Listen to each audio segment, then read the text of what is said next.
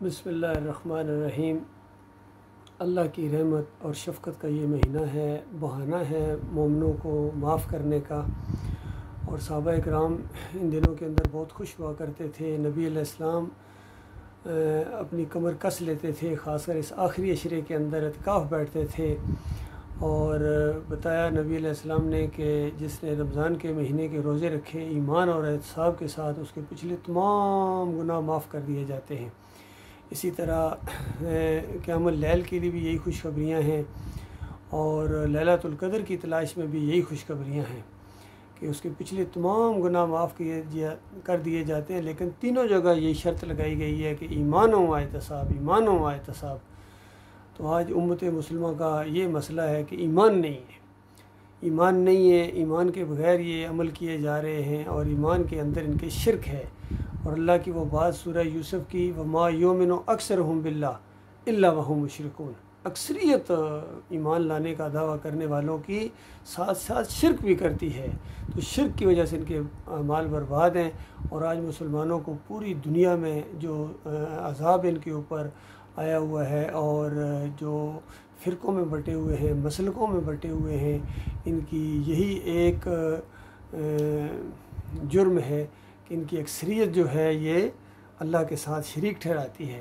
دیکھیے سورہ الانعام کے اندر اللہ تعالیٰ نے اس مسئلے کو کس طریقے سے بیان کیا ہے کہ اللہ تعالیٰ کا یہ ایک طریقہ ہے۔ یہ آیت کسی بھائی نے شیئر کی ہے، میں پڑھتا ہوں آپ کے سامنے اس کا ترجمہ، کہ یہ سورہ الانعام کی آیت ہے۔ ان سے پوچھو کہ بحر و بحر میں تاریکیوں سے تمہیں کون بچاتا ہے، جب کہ تم گڑ گڑا کر چپکے اس کو پکارتے ہو۔ اگر اس نے اس مصیبت سے ہمیں بچا لیا تو ہم ضرور اس کے شکر گزار بندے بن کر رہیں گے۔ کہہ دو اس سے اور ہر مصیبت سے اللہ ہی تمہیں نجات دیتا ہے، کہ اس کے بعد پھر تم شرک کرنے لگتے ہو۔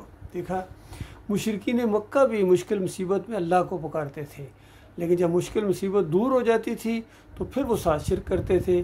اور آج کے دور کے یہ مسلمان ہیں، یہ مصیبت میں بھی یا علی مدد، یا رسول اللہ مدد، یا غوث مدد یہ پکارتے ہیں۔ اللہ جانتا ہے یہ ان سے زیادہ شرک میں جو ہیں وہ ملوث ہو گئے ہیں، شرک کے اندر چلے گئے ہیں، اور کوئی ان کو روکنے والا نہیں ہے۔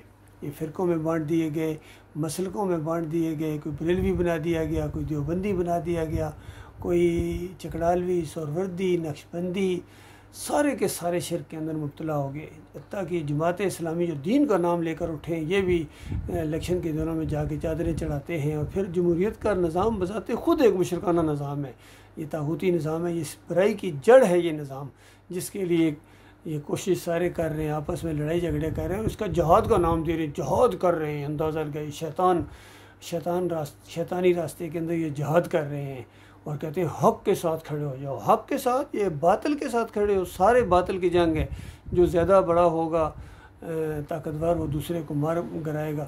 تو ان کی آپس کی جنگ ہے، دنیا کی جنگ ہے، اقتدار کی جنگ ہے، اسلام آباد کی جنگ ہے۔ جو اللہ کو مانتے ہی نہیں وہ اللہ کے لیے جنگ کیا لڑیں گے؟ تو یہ معاملہ ہے اللہ کے بندو۔ پاکستان کا مطلب کیا؟ لا الہ الا اللہ۔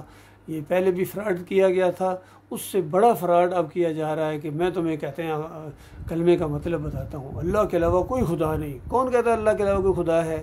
کہو اللہ کے علاوہ کوئی داتا نہیں، اللہ کے علاوہ کوئی دستگیر نہیں، اللہ کے علاوہ کوئی مشکل کشا نہیں۔ یا علی مدد کہنا شرک ہے، یا رسول مدد کہنا شرک ہے۔ 11ویں 12ویں کے کیک، 10 محرم کی سبیلیں، چادریں چڑھاوے، عرس میلے، واسطے وسیلے، رکوع سجدے جو اللہ کے علاوہ دوسروں کو کیے جا رہے ہیں، یہ شرک ہے، یہ شرک ہے، جمہوریت شرک ہے۔ پھر آپ کو پتہ چلے گا لا الہ الا اللہ کا کیا مطلب ہے۔ تو اللہ کے بندو، جب تک ایمان خالص کی طرف نہیں پلٹو گے، تمہاری اندر کوئی خیر نہیں آ سکتی، کوئی تبدیلی نہیں آ سکتی، کوئی حقیقی آزادی نہیں، بلکہ حقیقی غلامی کی طرف تمہیں دھکیل دیا جا رہا ہے۔ تمہارے آقا بدلی کیے جائیں گے، دیکھ لیجئے۔ اس کے بعد 40-50 سال کے بعد پتہ چلے گا پھر تمہارے ساتھ فراڈ ہو گیا ہے۔ پھر کیا کرو گے اللہ کے بندو؟ پھر تو تمہارے بڑے جہنم کی آگ کے اندر جا چکے ہوں گے۔ کتنی توانائیاں لگا رہے ہیں، کتنا جوش ہے، جذبہ ہے ان کے اندر، یوتھ کے اندر، لیکن ان کی رہنمائی نہیں کی جا رہی ہے۔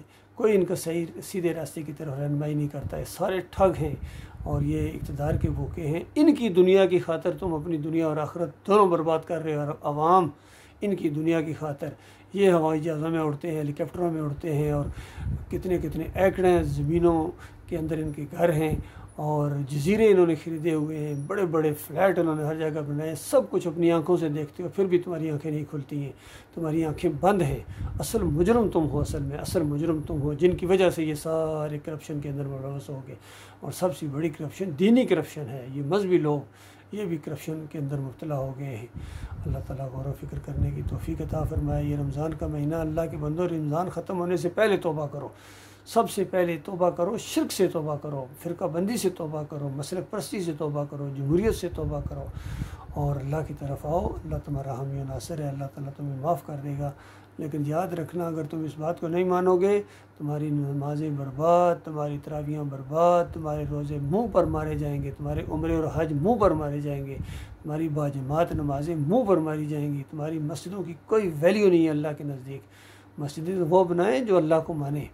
مالک فرماتا ہے ما کان للنبی والذین آمنوا ان یستغفروا للمشرکین، نبی کا یہ کام نہیں ہے، نہ کسی مومن کا کام ہے کہ شرک کرنے والوں کے لیے دعا استغفار کرے۔ لہٰذا ایسے لوگوں کا صلاۃ المیت بھی نہیں پڑھی جا سکتی، ان کو امام نہیں بنایا جا سکتا جو شرک کے داعی ہیں، جو مسلک پرست ہیں، فرقے پرست ہیں۔ میں آپ کا بھائی ہوں، میں کوئی مولوی نہیں ہوں، میں کوئی پیر نہیں ہوں، آپ کا بھائی ہوں۔ الحمدللہ میں آرمی افسر ہوں، 7 پنجاب ریجمنٹ سے 70th PMA لانگ کورس کے ساتھ میں پاس آؤٹ ہوا ہوں۔ میرا دل کڑتا ہے اپنے بھائیوں کی اس دنیا میں جو ذلت اور خواری ان کو ملی ہوئی ہے، اور اس کو جو آخرت میں بہت خوفناک انجام نکلنے والا ہے۔ ہمارے ابھی آرمی چیف حافظ قرآن ہیں، لیکن قرآن کے پہلے صفحے سے ناواقف ہیں، بھول کے جب اقتدار ملا ہے تو پورا قرآن بھول گئے، پہلا صفحہ بھول گئے۔ اللہ کی حمد و ثنا کے بعد ایاک نعبد و ایاک نستعین کیا مطلب ہے؟ بتاؤ، اللہ تیری، یا اللہ تیری عبادت کرتا ہوں، کرتا رہوں گا، تجھ سے مدد مانگتا ہوں، یعنی دعائیں ساری تم سے مانگوں گا، کسی اور سے نہیں مانگوں گا۔ پھر اس کے بعد یہ نعرہ حیدری اور یا علی مدد کے نعرے مکے دکھانا، کس کو مکے دکھا رہے ہو؟ اللہ کے بندو، خوف کرو اللہ کا۔ اور یہ چند دنوں کی یہ مہلت تمہیں ملی ہے، اس کے بعد ہمیشہ کی اقتدار نہیں ہے، اتار پھینکے جاؤ گے۔ آپ سے پہلے کتنے آئے، آپ سے زیادہ طاقتور تھے، آپ سے زیادہ سمجھدار تھے، آپ سے زیادہ ان کو اقتدار ملا تھا، عوامی بھی، فوجی بھی، لیکن اس کے بعد آج کہاں ہیں؟ آپ نے بھی اتر جانا ہے۔